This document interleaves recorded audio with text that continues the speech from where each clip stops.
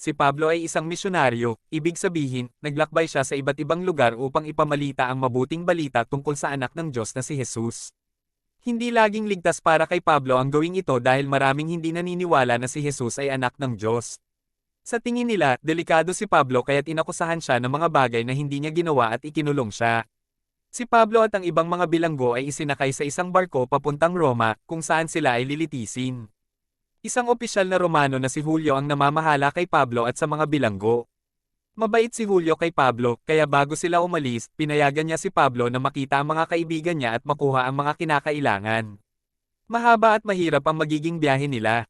Malakas ang hangin at may malalaking bagyo kaya't palagi silang nagbabago ng direksyon.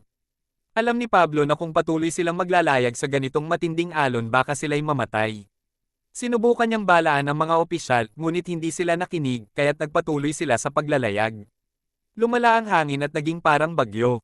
Sinubukan ng mga mandaragat na kontrolin ang barko ngunit hinampas ito ng malalakas na alon at wala na silang magawa. Binato nila ang mga gamit ng barko upang gumaan ito, ngunit napakadilim kaya hindi nila makita ang araw sa umaga o mga bituin sa gabi. Nagsimula nang mawalan ng pag-asa ang lahat maliban kay Pablo. Tumayo si Pablo at pinalakas ang loob ng iba, sinabihan silang huwag matakot dahil walang sino man sa kanila ang mamamatay, tanging ang barko lang ang masisira. Sinabi niya na isang anghel ng Diyos ang nagpakita sa kanya at sinabi, huwag kang matakot, Pablo.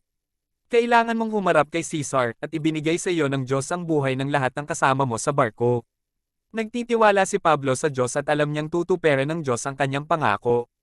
Pagkatapos ng 14 na mahabang gabi, nakita na ng mga mandaragat ang lupa. Sabik silang lisanin ng barko kaya't ibinaba na nila ang mga bangka, ngunit sinabi ni Pablo na kailangan nilang manatiling magkakasama o walang makakaligtas. Kaya't pinutol ng mga opisyal ang mga bangka at nanatili silang magkakasama. Bago sumikat ang araw, hinikayat ni Pablo ang lahat na kumain ng kaunti para lumakas sila sa mangyayari. Alam niyang takot ang lahat kaya pinaalalahanan niya sila na sinabi ng Diyos na ligtas ang lahat. Matapos iyon, kumuha si Pablo ng tinapay at nagpasalamat sa Diyos sa harap ng lahat at nagkasalo-salo sila.